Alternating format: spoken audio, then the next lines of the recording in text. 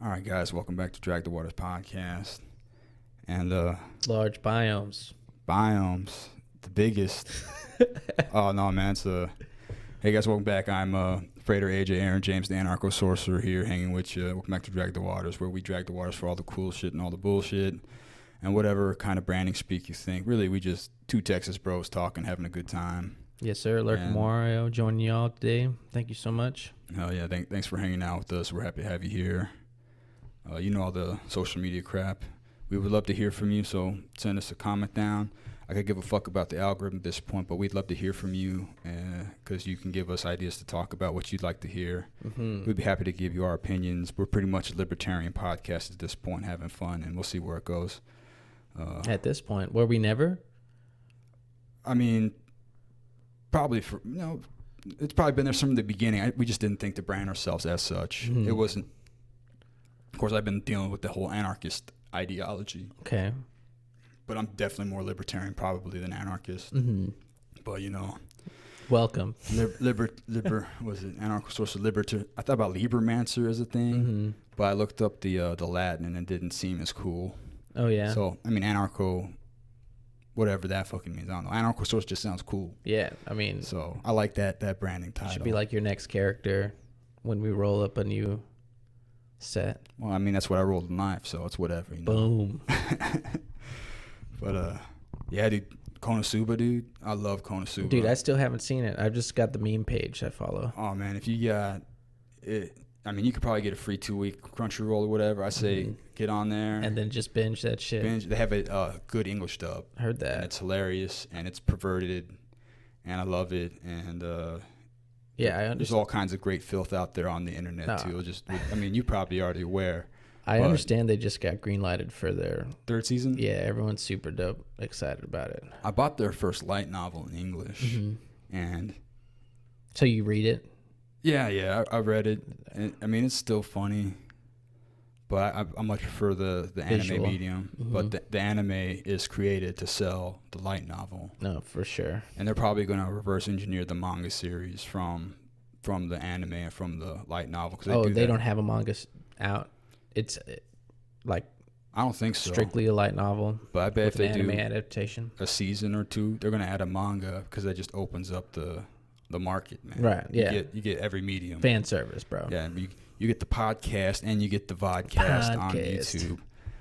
But for other mediums, you have to do the same thing. It's just throw it against the wall, see what sticks, spread your seed. Oh yeah. Whatever. But capitalism. Yeah, great show.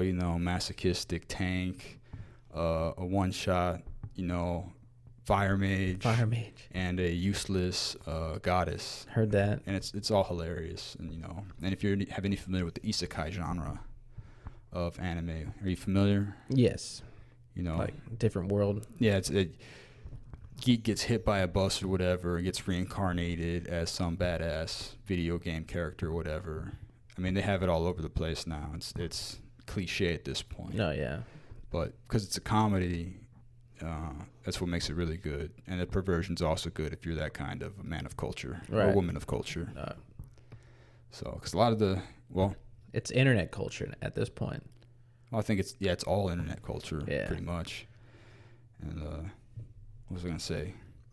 Oh yeah, I've been a geek nerd my entire life, and I binged on anime plenty of times. But for me. Once you get to a certain point and consume enough of it, you've internalized the tropes, the structure, and the beats, especially because it's a Japanese medium and the Japanese culture is very much about honoring the stuff that's come before it. Okay, yeah. This is what I've been taught in college, so if it's wrong, forgive me. I'm just a dumb American who's been creative writer. You're not a dumb American. Yeah, I mean, I learned it in a literature class. I believe it might have been in I think it was world literature or one of those classes, and it was they were talking about no theater or kabuki or one of those things, and those actors are trained to do the lines the exact same way as they were done by the people before 100 years ago or whatever. And when they do good, people in the crowd, and Japanese are normally very quiet in live events. Yeah. They shout out the names that in metal shows of the old actors. Nice. So Dude, that was always so bizarre to me. Like, I remember watching, what was it? Like Bark of the Moon or Crazy Train or some shit with like Zach Wilde and Ozzy and like Tokyo, and it was sold out, packed stadium, like 70,000 people in the pit, and then none of them are moving. They're all just like watching, and then like he's ripping his solo, and then they clap, and there's no mosh pit. I was just kind of like blown away, like my 16-year-old self or whatever. Like, yeah, they're so polite. You're not supposed to make a bunch of noise and stuff. Mm-hmm. Like they're very polite. Yeah, you know. Yeah, I definitely want to go over there and see some of the castles and stuff. Yeah, it'd be a pretty sweet trip. Eat the food, see the mountains, see the cherry blossoms, the aesthetics. Yeah. Yeah. I used to watch these. They were anime YouTubers. Mm-hmm. And they did a podcast called Trash Taste. It was pretty good. Till I got sick of these guys. I mean, they're cool dudes, but I feel like once you got to know them, and then it's like their shame shtick. So I hung out with them too much, and they're just like, they're cool. Oh, I feel that. And I'm just like, well, they're just goofy nerds, and it's just like too much sometimes. Mm-hmm. Like, one thing I don't get about anime culture is the waifu culture. Right. Like, who's your waifu? I'm like, what? Yeah. I mean, who do I want to fuck? Or, you know, I mean, it's all of them. Yeah. The only real answer. Which one is special to you? Blah, blah, blah. Like, I don't have, I mean, I can enjoy characters and like characters, but like, I don't have these emotional attachments. I just don't get it. So some people do, and it's like important to them. Yeah. That's why they've got apps. I remember like one of my cousins, I think he's still never had a girlfriend. He's doing good. I guess he's like working out in oil fields and stuff. But I remember I sent him a link, and it was to like a little hologram waifu for you or whatever. And it's kind of like Alexa, where you put it in and like wakes you up and says good morning. And so you just have like this little anime girl like telling you good morning and that you look good. And I bet it's great for like have a good day at work. The first month, and then like the third month he's like, wake up, Don. Shut the fuck up, bitch. Quit telling me how to live my life. Turns into like an abusive relationship. Yeah, I mean, that's the... dude, I remember even there was an article about that like in 2019 or something, where people were bringing up like that people will be toxic towards their Alexa device or their OK Google or whatever, and that it promotes, like, it was some crazy propaganda thing where it's like it promotes misogyny and like abusive relationships or some shit like that. Nah, if you get misogynistic towards Alexa, all you gotta do is have her change her voice. Yeah. It's not even a her, it's a them. It's a robot. Have Zier change their voice. Who can talk like that forever? I don't know. It's terrible. I'm sad I did it. What? Oh, just now using have Zier change their voice. Oh yeah, no, fuck that. All these X's and Z's. Well, who's using Zuar? I know. Yeah, that's something that always bothered me about like that problem. Is how unpractical in nature it is, just for like the respect of one individual versus like for respect of the language itself. It's like the same thing when people try to do, well, like Mexicans or Hispanics don't even care about, or Latinos, Latinx, and like adding all these X's and shit for like inclusivity or whatever, that it doesn't work in the language. Yeah, there's a whole culture of proud to be men and women. Yeah. You know? Yeah, and like I keep trying to tell these people on Twitter, I was like, the English term for Latino is Latin. Like, they're trying to say like, oh, Latino isn't inclusive. And it's like, well, it is in Spanish. And then the English term, if you want to use the term Latino, is Latin, which is inclusive. Mm-hmm. And it doesn't have a masculine or feminine connotation. So it was never about inclusivity. It was about just signaling. Yeah. Because all these people, like, suck at life, and they need to signal so that they could feel special, dude. I mean, it's kind of sad, but, like, fuck them, you know? I hope you shared the Twitter, what you put on the Great Works, that meme about, I think it was used, like, I have 5 personality disorders and mental illnesses, and you should listen to my ideology because it's better for the happiness of the world. Oh yeah, that shit was great. You know, logic doesn't follow, but they don't respect logic because you know it makes them feel bad. Well, the new counterculture is like getting your shit together, like having a family and like doing that instead of like going against the system and going against all the, because the system has adopted like the punk shit from like the 90s or whatever, the punk alternative shit. Well, I think if I'm thinking like, I think the counterculture would only apply to like against the media culture, because like who knows how they're living in like the middle of Nebraska or whatever. Right. Like the media culture might have very little to do with people, how actually people live their lives. But then the internet's pervasive, so maybe it's polluting the cultural landscape to a certain degree. But it's like they say, you know, that like it's like what 12% of Twitter is like or 1% of Twitter is all that matters. Really, that's all you hear from. Yeah. Oh yeah. I think it's 7%. So I think. So we say the culture is dead, but really it's like we're listening to the most sickest, the same 7%, loudest people shouting at each other. I think that's like right. the whole of America. And then also the majority of people on Twitter are leftists or Democratic leaning in their political context. And then I think the population of Twitter in America is only like, again, 5 or 6%. What's the word? Participation.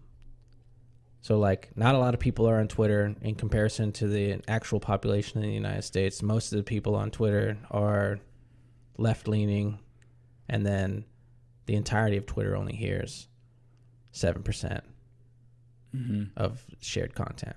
And I mean, maybe our thought leaders are like a higher percentage like activated on Twitter. So like people at the top that are like fighting, we might get more of it's just the thought leaders, not so much the followers, but like the leaders. Right. So they might be disproportionately represented there. I'm not sure. I don't know the whole demographics, and I don't really care that much. If I use Twitter, it's going to be for marketing and pissing shit people posting. off. Yeah. Because I wouldn't know. It's the impulse I have. Even when I think about like making a band, I always want to go to the most offensive thing because it moves somebody. It's the same thing in like how dirty politics and the media are. You have to go to like the nerve just to connect with somebody. Right. Yeah, and that's why you've got these politicians like trying to be sensationalist on the internet and then still like voting like even against what they're saying just because they're for the party or whatever. Yeah, I don't know, man. People are crazy. I don't really care much for like thought leaders. I like people that ask open questions on the internet, I guess, as far as like the intelligentsia, like intellectuals and stuff. Because I mean, a lot of those people, they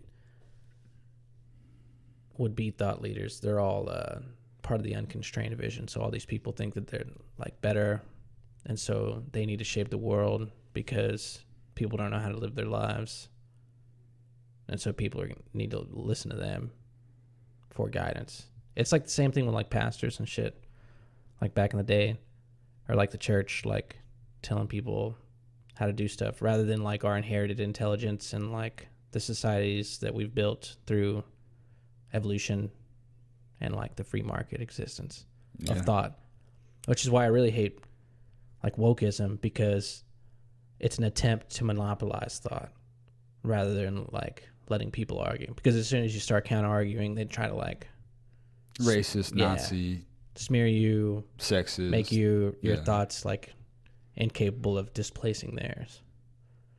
Yeah, and then I read a funny thread about the branch Covidians or something like that. And so he compared people that are like obsessed with like getting the vaccination and shit to like Baptists. So it's like, okay, you get the injection and that's like being baptized, and then you wear, even after you get the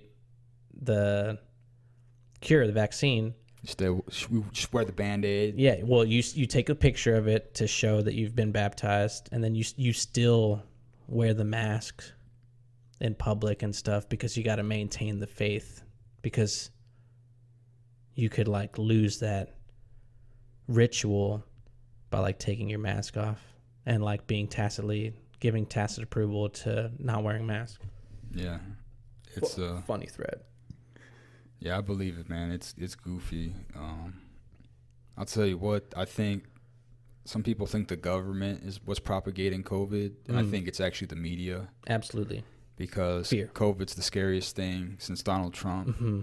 So like whenever if there's not like a mass shooting or something, or black people committing violence against somebody or getting shot, they're gonna go back to COVID because they need to like get them ratings up. So like, come on, next wave of COVID. They even Project Veritas even like confirmed this through like, have you seen that? Oh yeah, stuff with CNN leaking? Where they're just like, put the numbers up. Like, we need to have the numbers on the screen. Yeah, man, it's pretty good. And they talked about the red phone and everything and the ridiculousness of it. You know, of course, Time Magazine and the whole protecting democracy by, you know, fortifying the election, which is, you know, not democracy. Yeah, that was crazy as fuck.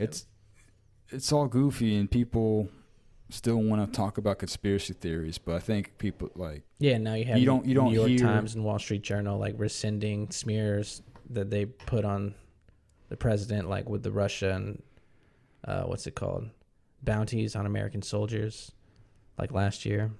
Yeah, I've heard that they like they'll release the article, the inflammatory article, and then they'll get a cease and desist letter or whatever. So what they do is they go into the old dead article from like 6 months ago, and they'll be like, and then they'll edit it, but they don't publicize the correction. They just correct it, and then, you know, they go on smearing the next person. Right. So they still get all the headlines, and there's no face saved. Vicious. Yeah, it's pretty messed up. But I mean, we're doing the best we can. Yeah, that's why we're here. Yeah, we're just trying to tell people or show people that there's options, give some people some hope, even though there's a point to be made about being hopeless. If it pushes you to the red pill edge, is what I think. In a way, it's, you know, you're gonna die, so like, don't get hopeful there. If you lose hope there, then you can start reconciling with some other stuff. Mm-hmm. If you think there's hope for saving the political system, then you're going to be manipulated and played for that hope feeling.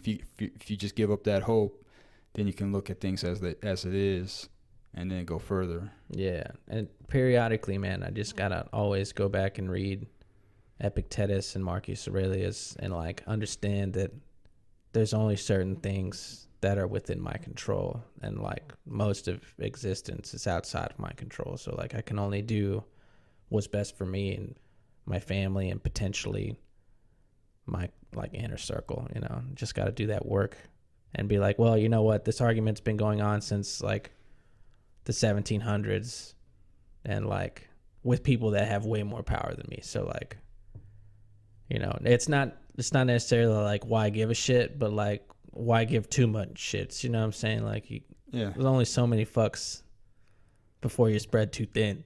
I mean, and like harming yourself.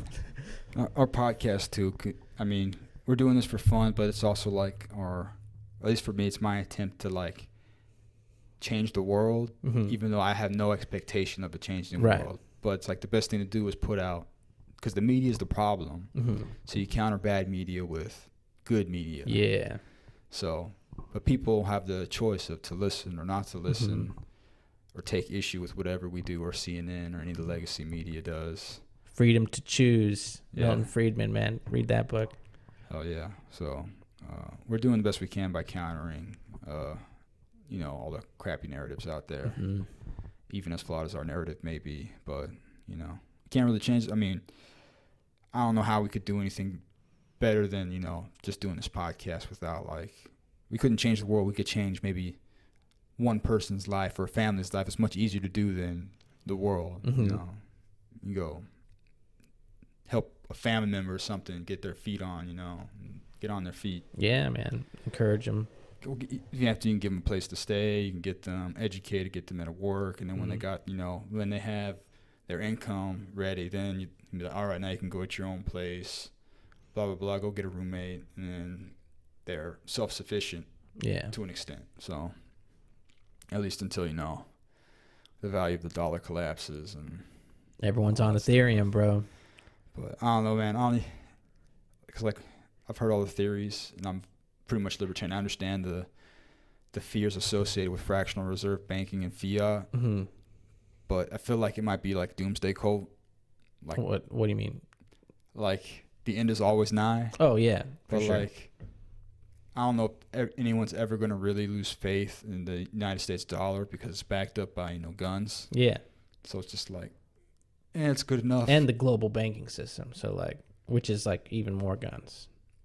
Yeah. You know what I'm saying? Like I dislike the Fed, but I love how George R.R. Martin talks about the Iron Bank in Game of Thrones or the Song of Ice and Fire. Yeah. Tell me more. Well, yeah. So the way they do it is like they give out loans or whatever, and then you always have to pay them back. And if you don't pay them back, they start funding your enemies. Like they start funding your deposition. Oh, wow. Yeah. But that's the United States. It's like we are the Iron Bank, or the Fed is the Iron Bank. And so, like, I'm not worried about any time. Like, it doesn't matter how much debt we go into. Because it's all fake. Yeah. It's an illusion. The currency, like, it's legal tender. The only thing it's proof of is like labor. Mm-hmm. It's like, someone worked production, yeah. Someone worked hours somewhere to back this money. Mm-hmm. That's the only way I think of, like, the value of the dollar is like weighed against, like, maybe unskilled, like maybe against the minimum wage. Yeah. Maybe the dollar's really $7.25 spread thin. I guess. I mean, I don't know, man. I got into an argument recently, it was really an attack on a perspective because somebody brought up minimum wage or the cost of living in Austin. And I was like, yeah, no, like minimum wage is a joke. Like most jobs are hiring at $15, $16, $17, even $20. Dude, I saw an ad for Jimmy John's, $20 an hour. P. Terry's, $17 an hour. Chick-fil-A, $15 an hour. Dairy Queen, $15 an hour. And they're like, I was like, minimum wage doesn't matter.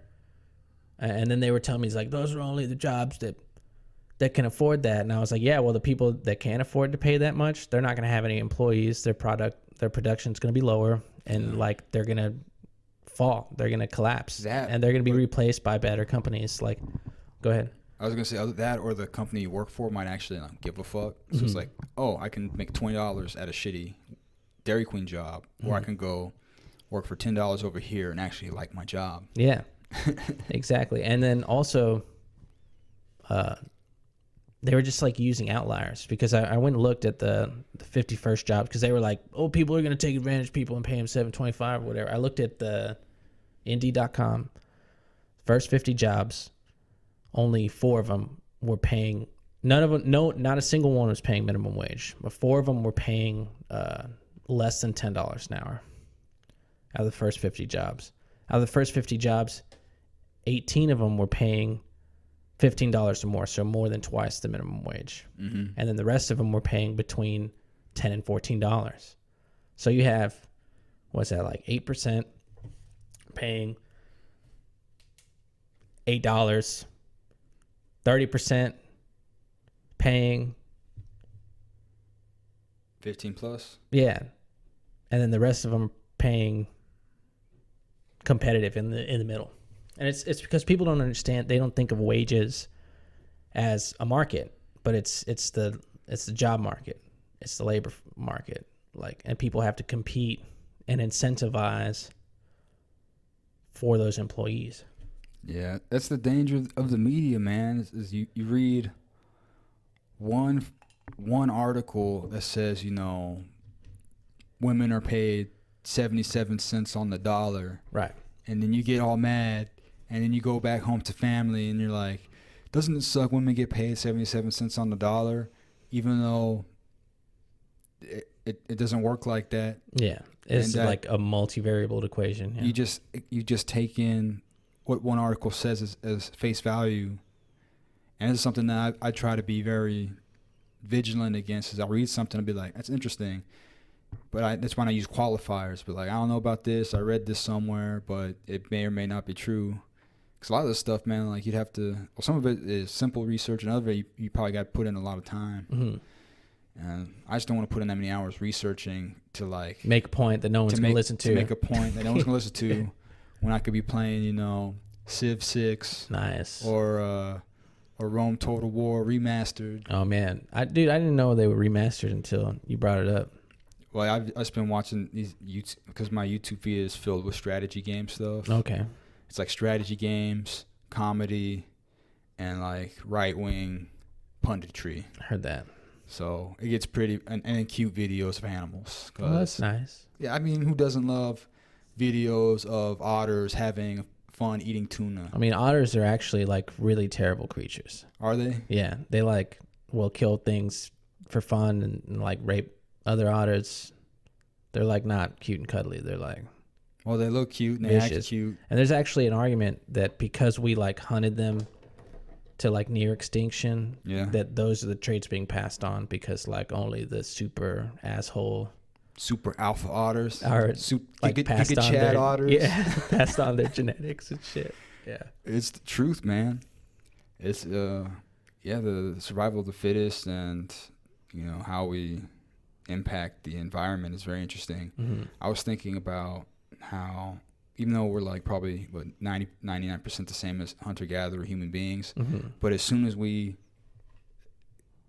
population started like using agriculture and like eating grain as like the majority of their diet, like immediately epigenetics and people start ticking up with like being able to digest grain, bread, and beer. And some people have celiac, so the people who can't like live off that, they don't die as much, or they just don't have a propagated life and all kinds of stuff like that. Mm-hmm. Thinking about how much money you make and how many kids you can have, or how that affects the family where you have more kids to work the farm. Yeah. And then the whole social unit, like that kind of stuff is just interesting to me. Mm-hmm. There's a real cool YouTuber. I don't know if he still does videos anymore, but he's got a lot of old stuff called Lindy Beige. Okay. And he's just a history nerd, and I think he's D&D nerd, but he does like all the reenactment stuff. English dude. And he said that he was talking about forests, and he started the video in a forest that hadn't been touched for 75 years. Okay. And like where they haven't like I don't know, cleaned up the dead stuff wood on the floor. Right. And he's like, people expect that this is what forests would have been like back in the Middle Ages. Mm-hmm. At least in Britain is what he was saying. He's like, this is not the case. He said probably most of the forests that were around in Europe during those times were cultivated. Yeah. Because people needed timber. Mm-hmm. So you had to pull a cart. Foraged. Yeah, so all the paths were kept clean. There's probably certain areas of wilderness, but most of the forests that people like lived around were probably cultivated. The trees were grown. And he talked about how you can cut a tree a certain way to have a bunch of small skinny shoots. Okay, yeah. To create like wob and dottle, so you can like weave them in like a basket, mm-hmm. so you can create a hut. Yeah, no, this is all like knowledge that we've like lost or it's impractical. Very specialized at this point. Like no need to have it. Yeah, there's evidence to suggest that the Native Americans were doing the same thing. That's why there's so much like wild edibles and stuff in forests. Mm-hmm. It's because they were like terraforming the land for them. There's like you don't need to go to the grocery store. You could just like walk through the forest. And so they would like use, symbiosis maybe? They'd like find animals or plant species that like thrive together and like benefit each other and then like plant them together and stuff. And so they could consistently get the things that they needed from the forest. And they would like do controlled burning and stuff like controlled burning was a big thing. Like mm-hmm. the forest was too much to fuck with, or because it probably wasn't the best hunting ground either, because like the deer didn't want to go in there. But if you burn the forest and let all the small shoots come up, then the deer would want to come eat the small shoots, and it's easier to hunt the deer. But of course, like again, this is all like lost knowledge because we don't need it. Was probably accidental. It was like, oh, we eat this plant and it's good. We eat this plant's good. Throw the seeds out, mm-hmm. and over generations, they grow together well because that's what they've been throwing out, mm-hmm. and it's just these plants flourish together so they grow faster and better. They keep eating it and throwing it out, and it just propagates. It's how we like discovered like yeast and making bread. Is just like you create an environment for certain organisms, whether it's bacteria or plants, to thrive, and it like doubles down, and you just get all of a sudden you got a yeast starter for your sourdough bread because you just left your dough out or whatever. It's in that book I got called The Knowledge, about the lost techniques of civilization. It's a crazy book with all kinds of cool science experiments, how to build a blast furnace, wild stuff, man. Badass. So, but it's just fascinating. Yeah, I'd tell anyone to read. If you don't like reading, get an audiobook. But just if you have a love of learning, that and taking action. I mean, love of learning is the first start. You like learning, great. Then you can start cultivating habits of action, and you can start really changing your life. And then if you put on top of that, dealing with your emotions and your psychology to deal with any blocks that come out during that, because they will come up, you're good to go. Yeah, and it'll definitely open your perspective. Like, it wasn't that long ago, I guess like 15 years ago, I thought, unions were good. I thought raising minimum wage was good. I thought affirmative action was good. I thought all these good things, because I heard the propaganda, I heard the talking points without argument, and people were just like, yeah, nodding and being like, you're part of the team, yeah, and then you start realizing that all these actions, all these interventions are like bad for the human creature, like in society at large. Yeah, there's something to be said about the intention of a program versus the result, the actual outcome of the program. So it's something to look at, but if people don't look at it, you don't get feel good data from it. It's not fun to look at how the welfare state might be ruining some people. I mean, it's probably saving a lot of people, but it might be ruining a lot more. Absolutely. But and I'm not against any of those things. I just think they should be uncoupled from the government and privatized in a competitive private organization. Yeah. Who would probably create incentives to like get out instead of like stay suckling. Well, and they'd also, those organizations would work really good.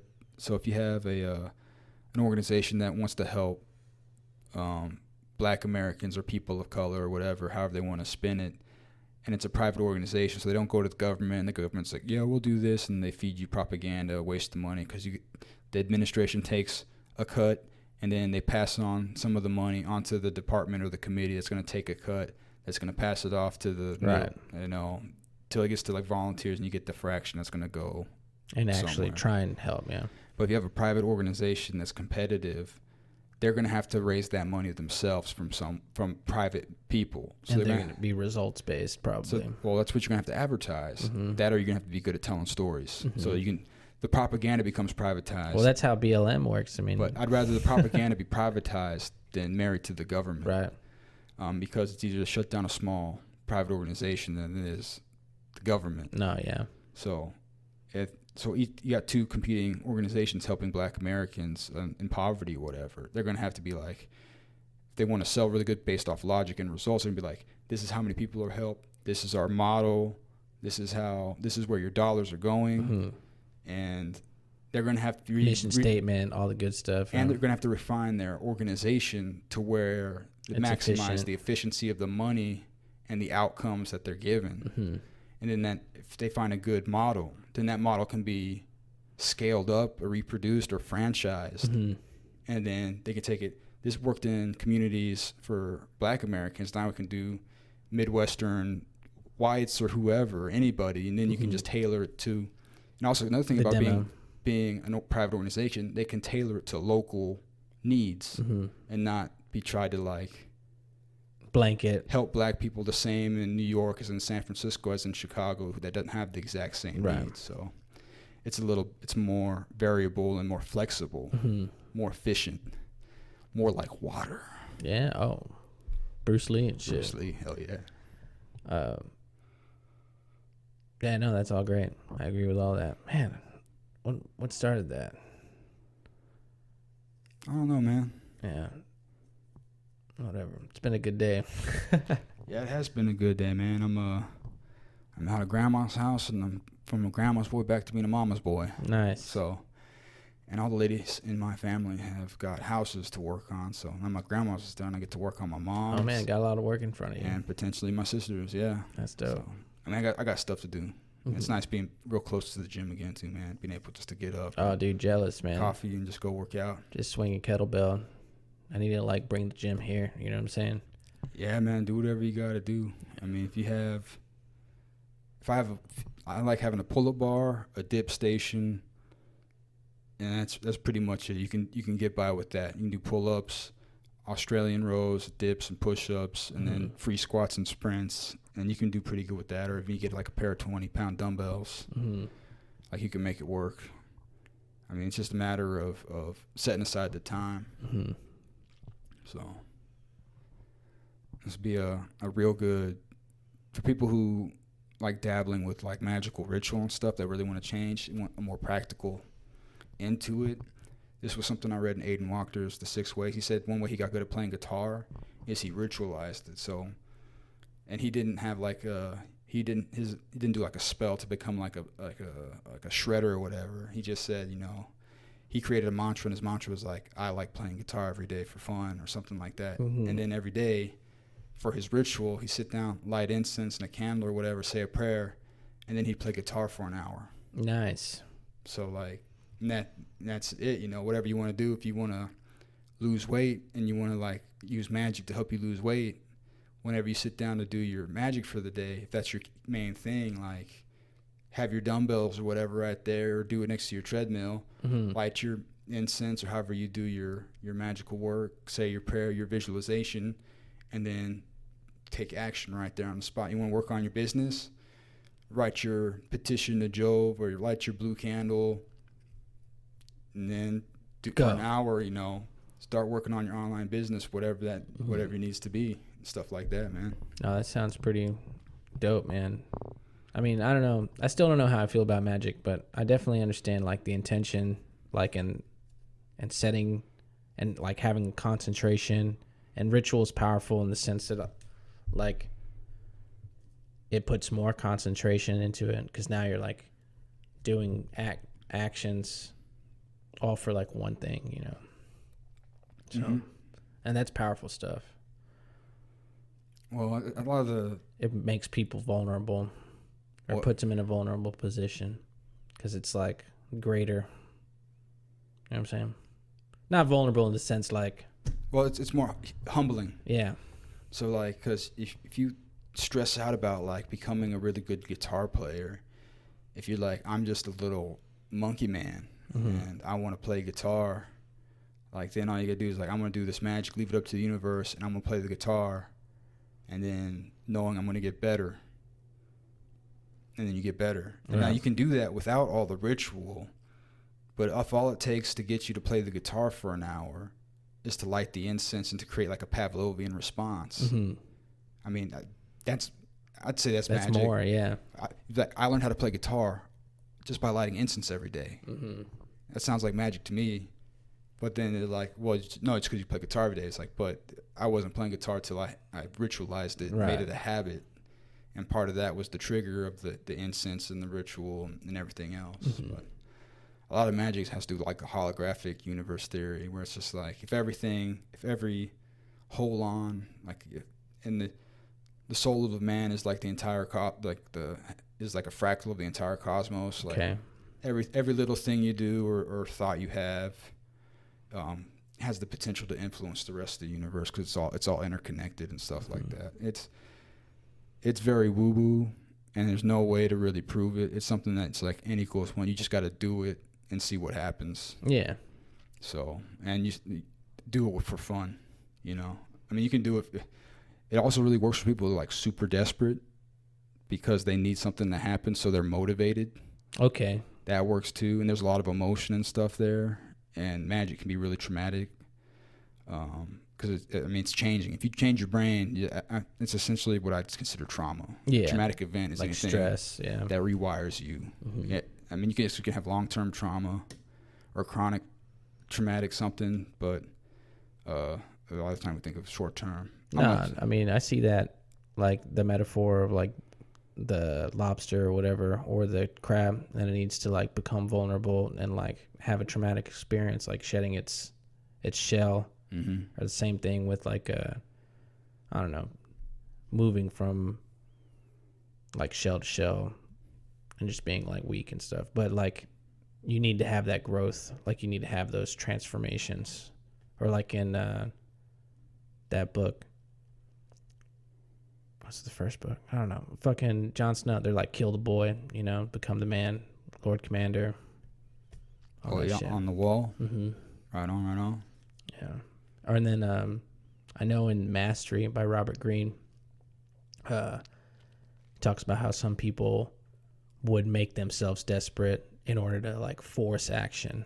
So like I think he brings up an author, and it's like, man, he'd be doing like really well like financially and be really luxurious and shit, and then he wouldn't be like compelled to write or do anything because like life's so cushy. And then so what he'd do is he's like sell his house and spend all his fucking money and like be out in the streets. He's like, now I need to make something happen, or else like I'm gonna be a fucking homeless person. Yeah, it's like the one guy who burnt the boats behind him. Yeah. It's like, we can't retreat now. We got to win or die. Yeah, Cortez. Was that Cortez? No, I don't think it was Cortez. It was, I think it was some like more Napoleonic. I don't know. I don't know. Everyone's familiar with the story. Texas, right? There's so much history out there. I get overwhelmed because I like all the little learning about the cultural anthropology of like all the little tribes, man. Okay. You know, like going back to Roman times, and there's just like, there's the Ostrogoths, the Visigoths, the Scythians, the Romans were the Franks, like, Angles, Jutes, Saxons, Frisians. They had fratricide started it, right? Romulus killed Remus. They built a town that was a bunch of like thieves and shit. It was like it was on the road, so they built it like on the road between two other cities, and like people would go there, and then like it was a criminal hangout essentially, and then it got bigger and bigger. People started like laying down roots, and opportunity was there, whatever, because of the positioning. It had like the hills on one side. There's a river. I can't remember all the shit, but it just got like bigger and bigger like from that point.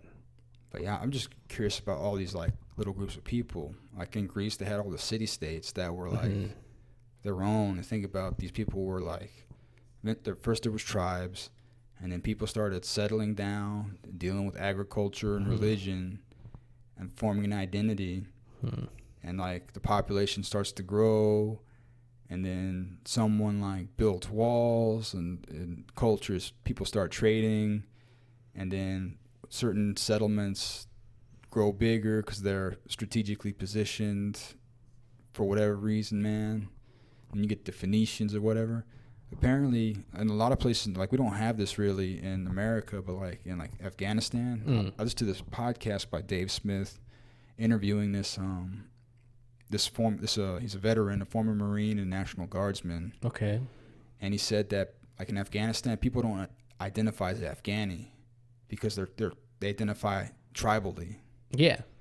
And there's like, I don't know if there's 100 different tribes, but there's like at least a couple dozen. Yeah, they talk about that in 48 Lost Power. He's talking about this like British general. He goes down there, and he's trying to gain control of the region, and so they know like it's a bunch of warring tribes or whatever, and so the British general, he's like, I'll pay you all this money to like backstab these fools and like help me do this so that we could get this shit under control. And the guy asks him, he's like, are you sure you want to go through with this treachery or whatever? And he's like, yeah. And then the guy, like due to his culture, like his roots, he like beheads that dude and like puts his head on a spike and shit. And it was because he thought, the fuck, man, he thought that he could appeal to that man with money because it's something that he wanted. So he was like projecting he was like, oh, everyone thinks alike, like similar to me, so I could just give this dude money and he'll like do what I want, go against this like sacred rights or whatever. Yeah, right. But it's just fascinating to me because there's so many different cultures, man, and tribes, and there's just too many of them to learn them all. Like, you can probably spend a whole lifetime or career studying the different Afghani tribes, probably just studying their languages. Yeah. And then, not to mention the cultures as well. And it's not just there. It's probably like in India. That's what probably had in Africa is we drew these arbitrary national borders, and the people like the people weren't loyal to the nation state. They were tribal still, so they weren't unified. It's just wild thinking like that, man. Mm-hmm. Well, yeah, and then this is why like when you look at the great works, for instance, or the like Western cultural heritage, and you look at people that I guess now would be called conservative, but mostly like English libertarians or classical libertarians is the new term because liberals have the new libertarian. I don't know, man. I haven't studied it at all. Regardless, they talk about how like it's similar to evolution, survival of the fittest. It's like these inherited traditions that we have, even down to like the morality is like superior, and that's what's gotten us to like now. And then now we think that we've similar to how we've evolved. Like there's this false ideology that like man has evolved. I think me and you both understand that we're still like hunter-gatherer people. Like we're still the same creatures that were in the woods. Yeah, Machiavellian monkeys. 60,000 years ago, yeah. And so there's people now that think like, oh, well, we've evolved beyond like our primal whatever, our mammalian brain or our reptilian brain, because now we have logic that's like superior. It's like, no. All of that is underlying, right? And then the reason we've gotten to this point is the evolution of the culture and like the cultivation of our morality and the cultivation of like how we see the world, and like that has gotten us all the way to these great empires. Mm-hmm. And yeah, that's why like when you see opposition, it's like, well, these are old. Like a good one is like any arguments against the Constitution or arguments against the ideals of the founding fathers. So like these people will try, and I say these people because it's a great many of people that are like nobodies, right? They just want to feel morally superior. They think they're morally superior because they don't own slaves or whatever. You know what I'm saying? Like, right. Well, they probably wouldn't own slaves back then anyway because they're poor as fuck. Poor as fuck, yeah. I mean, I feel like if slaves were a thing now, if you could afford, you know... Well, they work at Starbucks. To raise a child, yeah. If you could pay someone $9 an hour, you know, you'd have slaves now. They'd be like having a new iPhone. But, what is it? Yeah, like, they were like, oh, well, we're beyond, like, we don't need the Second Amendment, and we don't need, like, the freedom of speech because we shouldn't be allowed or whatever. Like, all that shit, it's nonsense. It's with disregard to, like, how we got here. Yeah. You know?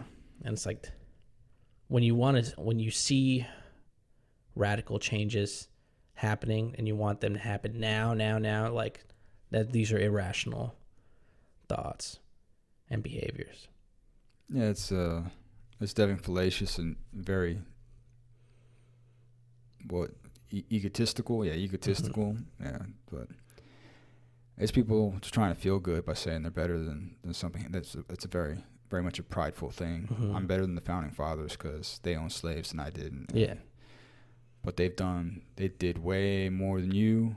I mean, you don't want to put them on a pedestal because they were just people too. They were rich people, most of them, and had some good ideas and some bad ideas.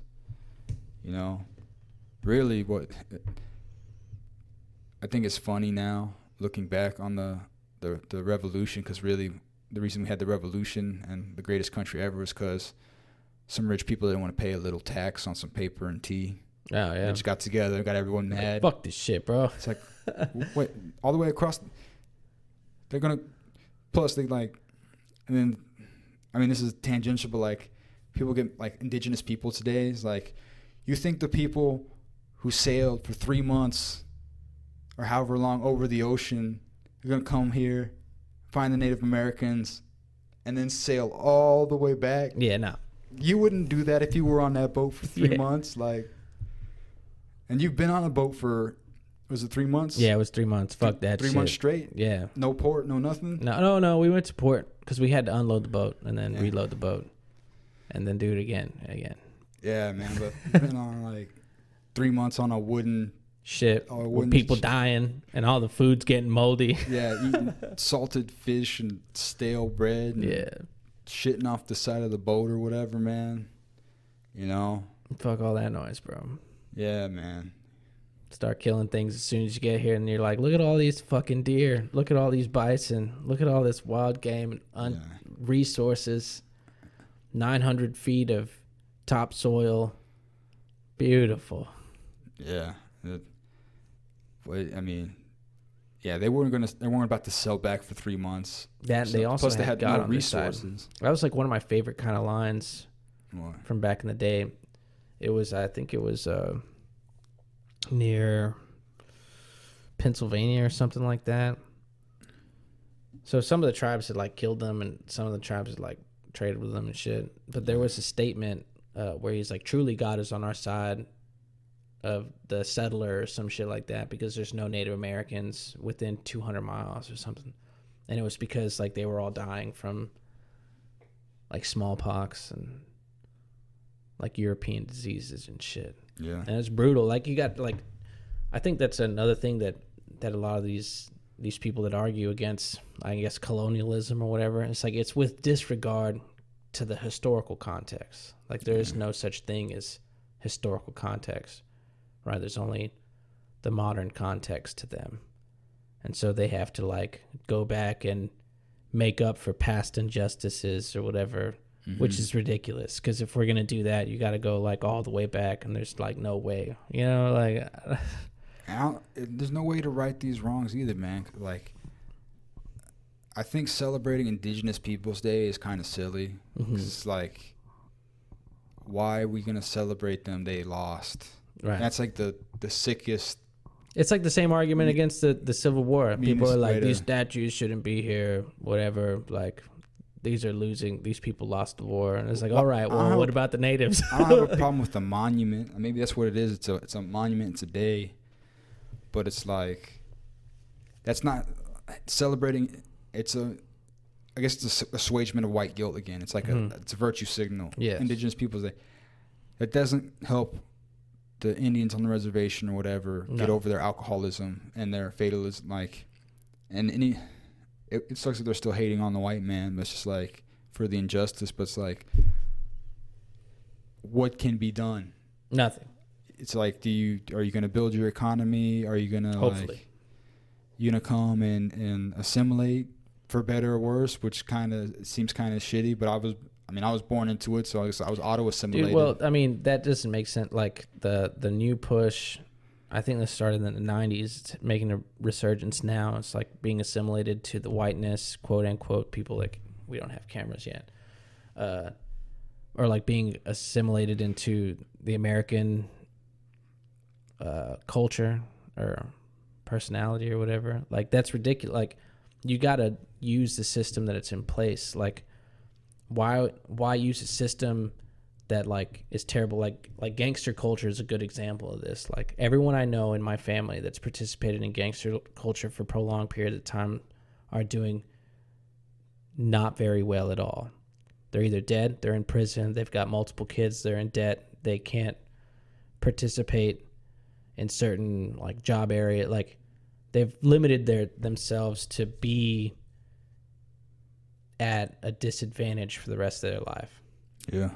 And what if they had tried to participate in the culture of like being successful, having a family, working hard, like, and getting it? You know what I'm saying? Like, and it comes down to like economics, because like the culture, I mean, in the old days, like, you still have, like, Chinatown. Like, you can keep your ethnic culture. Yeah.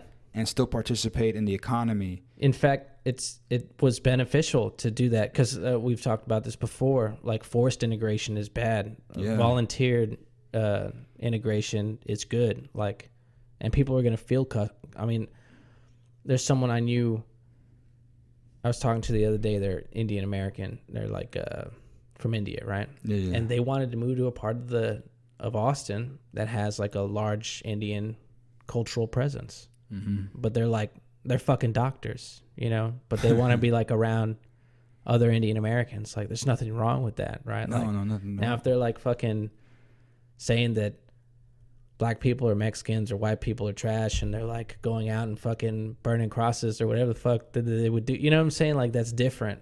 But I wouldn't even care though. Yeah. I don't care about individuals.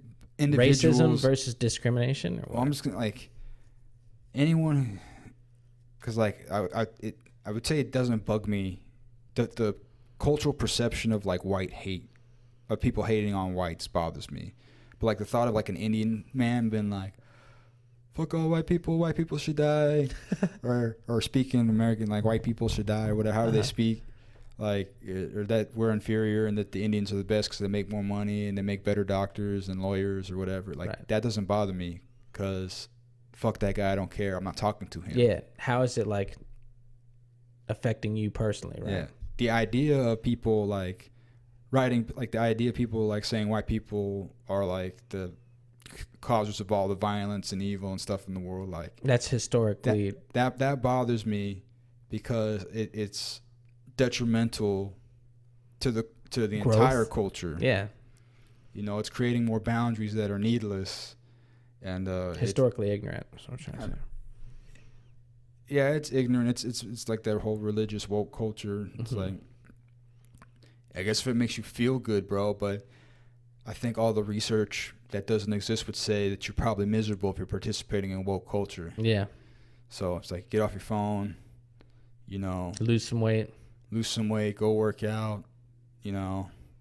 Go be a man or a woman for a little while and get to know yourself. Yeah, dude. Great troll. What is it? Credit to Michael Malice, you know, for people that espouse this this ideology. Is like, do you think you would hold the same ideology or perspective if you were conventionally attractive? I don't know, man. Them white girls. Oof. Oof. I guess, I don't know, man. There's some pretty people out there. And there's a lot of ugly people. Disproportionately, 80-20, like Pareto distribution. And like not even Pareto. When you say ugly, do you just mean not hot? I don't know, man. Because like, I don't think there's a whole lot of ugly people. Or maybe I just don't see them. I think like, I guess there might be twice as many ugly people, average people as there are hot people. Yeah. So like, there's 10% hot people. There's 20% ugly people. There's a lot of ugly personalities. Oh, I even like super fine chicks with like hideous personalities. You know what I'm saying? Yeah. Like I wouldn't even touch that because it's just like, oh my god. And most of them, they transform into like ugly creatures with that. Only very few are like probably sociopathic enough to have no emotion to where their faces stay like crazy alien hot their whole life. Crazy. You know, or they're happy. I don't know, man. It's goofy, man. But even comedians say it's always like some drunk white girl, some hot white girl that's always ruining the comedy show, that has to like talk and be the center of attention. Oh God, they yeah. heckle. No, I see that. Yeah, that makes sense. It's just because they're entitled, bro. Yeah. Everybody loves them white women. Yeah. Well, as much as they hate them. There was an old show called fucking Mansers. It was on Spike TV. Oh yeah, it was what was it? Jimmy Kimmel and Adam Carolla. No, you're talking The Man Show. The Man Show. Oh, that's also a great show. Yeah, I like how the end credits is just Adam like Carolla, people on fucking still trampolines. going hard. Jimmy Kimmel, not so much. Sold out. Yeah. But congratulations. Mansers, dude, they talk about, this is scientific fact, bro. Empirical evidence suggesting that what is it? it's easier to get with girls with smaller breasts because the girls with large breasts get so much attention that you gotta like go not just above and beyond. You know what I'm saying? Like, because they're just entitled, just as you said, some hot bitch in the crowd being entitled, needing to be the center of attention. It's just like, I'm always the center of attention. I always get what I want. So they're just like batting all these scrubs away. Yeah, it's always about the joke is always to find hot girls with low self-esteem. Oh, God. Oh, dude, yeah, the fallen star or whatever. And I don't even know if I'd want to deal with that, because then it's like, I mean, it's easy to get in, but then it's just like to maintain. That definitely seems like a predator attitude. But then again, that's also why like 5% of the dudes get all the bitches on Tinder and like everyone else. Yeah, none. It's Pareto principle, man. Like, yeah, I think every human on Earth can trace their patrilineages to like the same 20% of of males on the planet. So, hey, man, I don't know. When I that's something that I hadn't thought of until I was like in my mid-20s. But it's like I'm a winner, bro, because like the odds of me being here are like so small. Like, think just like, especially if you put the time context in, like a third of the population of Europe died in the Great Plague or in the bubonic plague, right? So that means my exact family line didn't die. Yeah. You know, like one person anywhere in history, like one person in my family line in like the Greek times. No me. You know what I'm saying? Like, yeah. If any of those people ejaculated the day before or the day after that they did, or even hours apart, that one sperm that was like my great-great-great-great-great-great-grandfather or whatever, grandmother, wouldn't have existed. You know, it's just like we are won the lottery a billion times. We are the chosen ones, bro. Even ugly, like some of the think about it. You know, we're running a little bit over here, but the final thought is, even when you see ugly people, I think those genetics survived. Oh, dude, it's terrible. Hey, man, whatever works. Yeah. Whatever works. So you want to close this out, brother? Yeah. Well, this was a good session. I really like this session. Episode 13, bro. Again, yeah. Lucky 13, right? I don't know. I think it's a great 13, bro. Yeah. And thanks to everybody for joining us. Follow us at dragthewaters.locals.com. Give us some money. Join the conversation. Yeah, $5, bro, and you get to hang out with us. As much as you post, we'll probably be there on the daily with y'all. Man. But don't feel pressured. But. Right. Only attractive people are on thelocals.com. Only the best. Only the best. Yeah. If you come in and you're a dick and you're causing problems and you're a handful, get out of here. Yeah, we won't deal with it. You can stay on the free shit till we ban you there too. Boom. We're not a democracy. We are benevolent dictators. Yeah. Trying to cultivate a kingdom and network of kings and awesome people. Yeah, man. So like and subscribe. Tell your friends if you really like the show. Yeah, comment. Give us a comment. Let us know what you want to hear, what you like. Yeah, and we'll do our best to give it to you. For sure, dude. Follow me at Twitter, Mario_DTW, and we'll catch you next week. Hell yeah. Take care, folks. Cheers.